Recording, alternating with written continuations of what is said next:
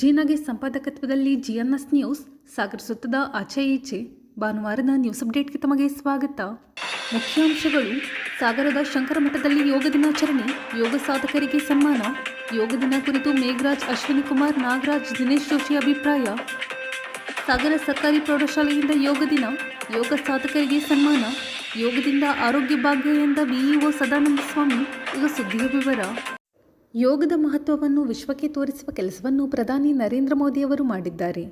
ಯೋಗಕ್ಕೆ ಜಗತ್ತಿನಲ್ಲಿ ಅತಿದೊಡ್ಡ ಮಹತ್ವ ಸಿಕ್ಕಿದ್ದು ಜಗತ್ತು ಭಾರತದ ಕಡೆ ನೋಡುವಂತೆ ಆಗಿದೆ ಎಂದು ನಗರಸಭೆ ಮಾಜಿ ಅಧ್ಯಕ್ಷ ಟಿ.ಡಿ. ಮೇಘರಾಜ್ ತಿಳಿಸಿದರು. ಸಾಗರದ Sringeri Shankar Mutt, Joshi foundation, Lions club ಹಾಗೂ ವಿವಿಧ ಯೋಗ ಕೇಂದ್ರಗಳ ಆಶ್ರಯದಲ್ಲಿ ಹಮ್ಮಿಕೊಳ್ಳಲಾಗಿದ್ದ ಯೋಗ ದಿನಾಚರಣೆ ಮತ್ತು ಸಾಧಕರಿಗೆ ಸನ್ಮಾನ ಕಾರ್ಯಕ್ರಮ ಉದ್ಘಾಟಿಸಿ ಅವರು ಮಾತನಾಡುತ್ತಿದ್ದರು. ಕಾರ್ಯಕ್ರಮದ ಅಧ್ಯಕ್ಷತೆ ವಹಿಸಿ ಶೃಂಗೇರಿ ಶಂಕರಮಠದ ಧರ್ಮದರ್ಶಿ ಅಶ್ವಿನಿ ಕುಮಾರ್, ಅಬಸೆ ದಿನೇಶ್ ಕುಮಾರ್ ಜೋಶಿ, ಟಿವಿ ಪಾಂಡುರಂಗ, ಲಯನ್ ಸಂಸ್ಥೆಯ ನಾಗರಾಜ್ ಮಾತನಾಡಿದರು. ಯೋಗ ಸಾಧಕರಾದ ಅಕ್ಷತಾ, ಜಯಶ್ರೀ, ಪ್ರವೀಣ್ ಕೆ ರಾಯ್ಕರ್, ತಿಮ್ಮಪ್ಪ ಎಚ್.ಎಸ್., ಸೀತಾರಾಮ್ ಪಟ್ಕರ್ ಅವರನ್ನು ಸನ್ಮಾನಿಸಲಾಯಿತು. ವೇದಿಕೆಯಲ್ಲಿ ಜಿಎಚ್ ಕೃಷ್ಣಮೂರ್ತಿ, ಪ್ರಸನ್ನ, ಪಾಂಡುರಂಗ ಟಿಆರ್, ನೇತ್ರ ಉಡುಪ, ಎಚ್.ಪಿ. ಮಂಜಪ್ಪ, ಜ್ಯೋತಿ, ಕುಮಾರ್, ರಾಜೇಶ್ ಇನ್ನಿತರರು ಹಾಜರಿದ್ದರು. ಮಾಸನಂಜುಂಡಸ್ವಾಮಿ ಸ್ವಾಗತಿಸಿದರು. ಜಿ.ಕೆ. ಕೃಷ್ಣಮೂರ್ತಿ ವಂದಿಸಿದರು. ನಾರಾಯಣಮೂರ್ತಿ ಕಾರ್ಯಕ್ರಮ ನಿರೂಪಿಸಿದರು. ಅಷ್ಟೇ ಮಹತ್ವ ಜಗತ್ತಿಗೆ ಇವತ್ತು ಯೋಗದಿಂದ ಆಗಬೇಕಾದ ಸಿಗಬೇಕಾದ ವ್ಯವಸ್ಥೆ ಬಗೆಗೆ ಇದೆ. ಆ ಹಿನ್ನೆಲೆಯಲ್ಲಿ ಜಾಗತಿಕವಾಗಿ ಯೋಗಕ್ಕೆ ಸಿಕ್ಕ ಮಾನ್ಯತೆ, ಮನ್ನಣೆ ಭಾರತಕ್ಕೆ ಸಂದ ಬಹಳ ದೊಡ್ಡ ಗೌರವ ಅಂತ ಹೇಳಿ ನಾವೆಲ್ಲರೂ ಕೂಡ ಭಾವಿಸಿದ್ದೇವೆ. ಜಗತ್ತು ಭಾರತದ ಕಡೆಗೆ ನೋಡ್ತಾ ಇದೆ. ಆ ದಿಕ್ಕಿನಲ್ಲಿ ಭಾರತದ ಸಂಸ್ಕೃತಿ ಮತ್ತು ಪರಂಪರೆಯನ್ನು, ಜೀವನ ಪದ್ಧತಿಯನ್ನು ಜಗತ್ತಿಗೆ ಪರಿಚಯಿಸಿದ ಮತ್ತು ಯೋಗವನ್ನ ಜಗತ್ತಿನ ಆದ್ಯತೆಯ ವಿಷಯವಾಗಿಸಿದ ಪ್ರಧಾನಮಂತ್ರಿಗಳ ಕ್ರಮಕ್ಕೆ ತಮ್ಮೆಲ್ಲರ ಪರವಾಗಿ ಮೊದಲನೇದಾಗಿ ಹೃತ್ಪೂರ್ವಕ ಧನ್ಯವಾದಗಳು.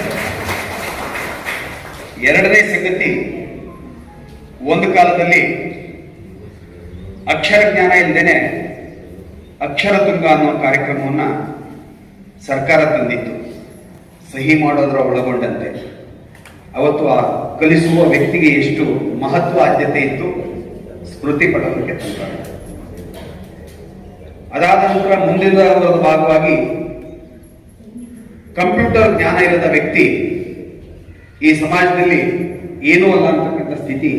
ಕನಿಷ್ಠ ನಮ್ಮ ಕಂಪ್ಯೂಟರ್ ಜ್ಞಾನಕ್ಕೆ ಏನ್ ಬೇಕಿತ್ತೋ ಅವತ್ತು ಕಲಿಸಿದವರು ಗುರುಗಳ ಸ್ಥಾನದಲ್ಲಿ ನಿಂತಿದ್ದಾರೆ. ಇವತ್ತು ಕುಲುಷಿತವಾದಂಥ ವಾತಾವರಣ, ಕಶ್ಮಲದಿಂದ ಕೂಡಿರ್ತಕ್ಕಂತಹ ಆಹಾರ ವಸ್ತುಗಳು, ಅದು ಬೆಳೆಯೋದು, ಉಪಯೋಗಿಸೋ ರಾಸಾಯನಿಕತೆ, ವಿವರ ವಿಶ್ಲೇಷಣೆಗೆ ಹೋಗಲ್ಲ. ಒಟ್ಟಾರೆಯಾಗಿ ಆರೋಗ್ಯದಿಂದ ಸಮಾಜ ವಂಚಿತ ಆಗ್ತಾ ಇದೆ. ಈ ಎಲ್ಲ ಹಿನ್ನೆಲೆಗಳಿಗೆ ಅತ್ಯಂತ ಹಾಗೆ ನಾನು ಬಂದಾಗ ನಾನು ಗಮನಿಸ್ತಾ ಇದ್ದೆ, ಸುಮಾರು ಒಂದು 150 ಜನ ಇವತ್ತು ಇಲ್ಲಿ ಯೋಗವನ್ನ ಮಾಡಿದಂತ ಇವತ್ತು ನಾನು ಕಂಡೆ. ಮುಂದಿನ ದಿನಗಳಲ್ಲಿ ಇದು ಇನ್ನೂ ದೊಡ್ಡ ಸಂಖ್ಯೆಯಲ್ಲಿ ಯೋಗವನ್ನು ಕಲಿತು ಯೋಗವನ್ನು ಮಾಡುವಂಥವ್ರು ಯೋಗ ದಿನಾಚರಣೆ ದಿವಸ ಆಗ್ತಾರೆ ಅಂತ ಹೇಳುವಂಥ ಭರವಸೆಯೂ ಇದೆ. ಅದಕ್ಕೆ ಮುಂದಿನ ದಿನಗಳಲ್ಲಿ ಸಾಗರ ಶೃಂಗೇರಿ ಶಂಕರ ಮಠ ಇದಕ್ಕಿಂತ ದೊಡ್ಡದಾಗಿ ಇನ್ನೂ ಒಂದಷ್ಟು ಜನ ಜಾಸ್ತಿ ಸೇರಿ ಮಾಡುವಂಥ ಒಂದು ದೊಡ್ಡ ಸಭಾಭವನ ಪಕ್ಕದಲ್ಲಿ ಬರೋ ವರ್ಷದ ಯೋಗ ದಿನಾಚರಣೆ ಸಂದರ್ಭದಲ್ಲಿ ಆಗ್ತದೆ. ಅದಕ್ಕೆ ತಾಯಿ ಶಾರದಾ ಕಥೆಯು ಆಗಿದೆ ಅಂತ ಹೇಳುವಂಥ ಕಾರಣದಲ್ಲಿ ನಮ್ಮ ಹತ್ರ ಹೇಳಿಕೆ ಕೊಡ್ತಾರೆ. ಇವತ್ತೇ 150 ಜನ ಇದ್ದೀವಿ, ಮುಂದಿನ ದಿನಗಳಲ್ಲಿ 300 ಜನ ಮಾಡ್ಬೋದು, 400 ಜನ ಮಾಡ್ಬೋದು, ಏನು ತೊಂದರೆ ಇಲ್ಲ. ಬಹಳ ವಿಶಾಲವಾದಂಥ ಒಂದು ಸಭಾಂಗಣ. ಇದಾದ ಕ್ಲೋಸ್ಡ್ ಆಗಿದೆ, ಅದರ ಓಪನ್ ಏರ್ ಇದರಲ್ಲಿ ಮಾಡುವಂಥ ವ್ಯವಸ್ಥೆ ಇವತ್ತು ಆಗ್ತಾ ಇದೆ ಅಂತ ಹೇಳುವಂಥ ಮಾತನ್ನು ಈ ಸಂದರ್ಭದಲ್ಲಿ ಹೇಳ್ತಾ, ಇವತ್ತು 2 ವಿಷಯವನ್ನು ಬಹಳ ಮುಖ್ಯವಾಗಿ ನಾವು ಇಟ್ಕೊಂಡಿದ್ದೇವೆ. ಯೋಗ ದಿನಾಚರಣೆಯ ದಿವಸ ಯೋಗದಲ್ಲಿ ಸಾಧನೆ ಮಾಡಿದಂಥ ಒಂದು 6 ಜನರಿಗೆ ಸನ್ಮಾನವನ್ನು ಮಾಡಬೇಕು, ಅಭಿನಂದಿಸಬೇಕು. ಇದ್ರ ಮುಖಾಂತರ ಅಭಿನಂದನೆಯನ್ನ ಮಾಡಿದಾಗ ಕೇವಲ ಅವ್ರಿಗೆ ಮಾತ್ರ ಅಭಿನಂದನೆ ಅಂತ ಹೇಳುವಂಥದ್ದಲ್ಲ. ಅವ್ರಿಗೇನು ಅಭಿನಂದನೆ ಮಾಡಿದ್ದೇವೆ, ಅವ್ರಿಗೇನು ಸಾಧನೆ ಅವ್ರೇನು ಮಾಡಿದ್ದಾರೆ ಅದು ಮುಂದಿನವರಿಗೂ ಬೇರೆಯವರಿಗೂ ಅದೊಂದು ದಾರಿದೀಪ ಆಗಲಿ. ನಾವು ಆ ಒಂದು ಯೋಗ ಸಾಧನೆಯನ್ನ ಮಾಡಬೇಕು ಅಂತ ಹೇಳುವಂತ ಹಠ ಬರಬೇಕು. ಅದರ ಮುಖಾಂತರ ಕೇವಲ ನಮ್ಮ ಆರೋಗ್ಯ ಅಂತ ಹೇಳಲ್ಲ, ನಮ್ಮ ದೇಶದ ಆರೋಗ್ಯ ಅದು ಇನ್ನೂ ಹೆಚ್ಚಿನ ರೀತಿಯಲ್ಲಿ ಆಗಬೇಕು. ಹಾಗಾಗಿ ನಮ್ಮ ದೇಶ ಟೈಮ್ ಇನ್ಮೇಲೆ ಯೋಗ ಮಾಡಬೇಕು ಅಂತ ಹೇಳಿ ನಾನು ಸಂಕಲ್ಪ ಮಾಡ್ತಾ ಇದ್ದೇನೆ. ಮತ್ತೆ ಯೋಗ ಕ್ಲಾಸಿಗೆ ಹೋಗಿ ನಂತರ ಯೋಗನ ಮಾಡ್ಲಿಕ್ಕೆ ಆಗಲಿಲ್ಲ ಒತ್ತಡದ ಜೀವನದಲ್ಲಿ. ಮತ್ತೆ ಈಗಿರ್ತಕ್ಕಂಥ ಪ್ರಸ್ತುತ ಸ್ಥಿತಿಯಲ್ಲಿ ಮಾನಸಿಕ ಮತ್ತು ದೈಹಿಕ ಆರೋಗ್ಯವನ್ನು ಕಾಪಾಡಿಕೊಳ್ಳಲಿಕ್ಕೆ ಯೋಗ ಅತಿ ಅವಶ್ಯ. ನೀವೆಲ್ಲ ನಿಮ್ಮನ್ನೆಲ್ಲ ನೋಡಿದಾಗ ಇನ್ನು ಮುಂದಾದ್ರೂ ನಾನು ಯೋಗನ ನನಗಾಗಿ ನನ್ನ ಆರೋಗ್ಯಕ್ಕಾಗಿ ಯೋಗ ಮಾಡಿ ಯೋಗನ ಅಭ್ಯಾಸ ಮಾಡಬೇಕು ಅನ್ನೋಂಥ ಒಂದು ಇಚ್ಛೆ ಬಂದಿದೆ. ನಾನು ಈ ಮಾತಾಡಲಿಕ್ಕೆ ಕೊಟ್ಟಿರ್ತಕ್ಕಂಥ ಈ ಅವಕಾಶವನ್ನ ವೇದಿಕೆ ಮೇಲಿರುವ ಗಣ್ಯಮಾನರುಗಳೇ ಹಾಗೂ ಯೋಗ ಸಾಧಕರೇ ಹಾಗೂ ಎಲ್ಲ ಯೋಗ ಪಟುಗಳೇ, ತಮ್ಮೆಲ್ಲರಿಗೂ ಒಂದೇ ಒಂದು ಮಾತು ಏನಂದರೆ, ಎಲ್ಲರಿಗೂ ಯೋಗ ದಿನದ ಶುಭಾಶಯಗಳನ್ನು ಕೋರ್ತಾ ನನ್ನ ಮಾತನ್ನು ಮುಗಿಸ್ತಾ ಇದ್ದೇನೆ. ಯಾಕಂದ್ರೆ ನಿಮ್ಮಗಳ ನಾವು ಮಾತಾಡೋದು ಏನಿದೆ, ನೀವೆಲ್ಲ ನಾವು ಸಣ್ಣ ಮಕ್ಕಳು ಅಪ್ಪ ಅಮ್ಮಗೆ ಹೇಳ್ದಂಗೆ ಬುದ್ಧಿ ಅಂಥದ್ದು ಬೇಡ. ಇನ್ನೊಮ್ಮೆ ಎಲ್ಲರಿಗೂ ಯೋಗ ಶುಭಾಶಯ ಹೇಳ್ತಾರೆ. ದಿನನೂ ಇದೆ. ಇದು ರೈಟ್ ಟೈಮ್ ಇನ್ಮೇಲೆ ಯೋಗ ಮಾಡಬೇಕು ಅಂತ ಹೇಳಿ ನಾನು ಸಂಕಲ್ಪ ಮಾಡ್ತಾ ಇದ್ದೇನೆ. ಮತ್ತೆ ಯೋಗ ಕ್ಲಾಸಿಗೆ ಹೋಗಿ ನಂತರ ಯೋಗನ ಮಾಡ್ಲಿಕ್ಕೆ ಆಗಲಿಲ್ಲ ಒತ್ತಡದ ಜೀವನದಲ್ಲಿ. ಮತ್ತೆ ಈಗಿರ್ತಕ್ಕಂಥ ಪ್ರಸ್ತುತ ಸ್ಥಿತಿಯಲ್ಲಿ ಮಾನಸಿಕ ಮತ್ತು ದೈಹಿಕ ಆರೋಗ್ಯವನ್ನು ಕಾಪಾಡಿಕೊಳ್ಳಲಿಕ್ಕೆ ಯೋಗ ಅತಿ ಅವಶ್ಯ. ನೀವೆಲ್ಲ ನಿಮ್ಮನ್ನೆಲ್ಲ ನೋಡಿದಾಗ ಇನ್ನು ಮುಂದಾದ್ರೂ ನಾನು ಯೋಗನ ನನಗಾಗಿ ನನ್ನ ಆರೋಗ್ಯಕ್ಕಾಗಿ ಯೋಗ ಮಾಡಿ ಯೋಗನ ಅಭ್ಯಾಸ ಮಾಡಬೇಕು ಅನ್ನೋಂಥ ಒಂದು ಇಚ್ಛೆ ಬಂದಿದೆ.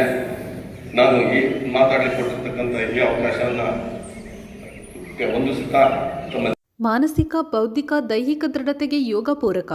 ಯೋಗದಿಂದ ಉತ್ತಮ ಆರೋಗ್ಯವನ್ನು ಹೊಂದಬಹುದು ಎಂದು ಕ್ಷೇತ್ರ ಶಿಕ್ಷಣಾಧಿಕಾರಿ ಸದಾನಂದ ಸ್ವಾಮಿ ಸಿ ತಿಳಿಸಿದರು. ಸಾಗರದ ಲಯನ್ಸ್ ಭವನದಲ್ಲಿ ಭಾನುವಾರ ಸರ್ಕಾರಿ ಪ್ರೌಢಶಾಲೆ ವತಿಯಿಂದ ಹಮ್ಮಿಕೊಳ್ಳಲಾಗಿದ್ದ ಯೋಗ ಕಾರ್ಯಕ್ರಮಕ್ಕೆ ಚಾಲನೆ ನೀಡಿ ಅಂತಾರಾಷ್ಟ್ರೀಯ ಯೋಗ ಸಾಧನೆ ಮಾಡಿದ ವಿದ್ಯಾರ್ಥಿಗಳನ್ನು ಸನ್ಮಾನಿಸಿ ಅವರು ಮಾತನಾಡುತ್ತಿದ್ದರು. ಪ್ರಾಚಾರ್ಯ ಡಾಕ್ಟರ್ ಶಂಕರ್ ಶಾಸ್ತ್ರಿ ಕಾರ್ಯಕ್ರಮದ ಅಧ್ಯಕ್ಷತೆ ವಹಿಸಿದ್ದರು. ಅಂತಾರಾಷ್ಟ್ರೀಯ ಯೋಗ ಪಟುಗಳಾದ ಪರಿಚಿತ, ಅಂಕಿತಾ, ಅರ್ಪಿತಾ ಅವರನ್ನು ಸನ್ಮಾನಿಸಲಾಯಿತು. ನಾರಾಯಣಸ್ವಾಮಿ, ಪ್ರಶಾಂತ್, ಶ್ರೀಧರ್, ರಮೇಶ್ ಇನ್ನಿತರರು ಹಾಜರಿದ್ದರು. ನಂತರ ವಿದ್ಯಾರ್ಥಿಗಳಿಂದ ಯೋಗ ಪ್ರದರ್ಶನ ನಡೆಯಿತು. ಅಲ್ಲಿಂದ ಹುಟ್ಕೊಂಡಂತಹ ಯೋಗ ಇಡೀ ಪ್ರಪಂಚದಲ್ಲೇ ಇವತ್ತು ವಿಸ್ತರಿಸಿದೆ. ಕಾಲ ಬದಲಾಗಿದೆ. ಯಾಕಂದ್ರೆ ಹಿಂದಿನ ಕಾಲದಲ್ಲಿ ತುಂಬಾ ದೈಹಿಕ ಶ್ರಮಕ್ಕೆ ಜನ ಪ್ರಾಮುಖ್ಯತೆಯನ್ನ ಕೊಟ್ಟಿದ್ರು. ಯಾವುದೇ ಸೌಲಭ್ಯಗಳು ಇಲ್ಲದಂತಹ ಅವಧಿಯಲ್ಲಿ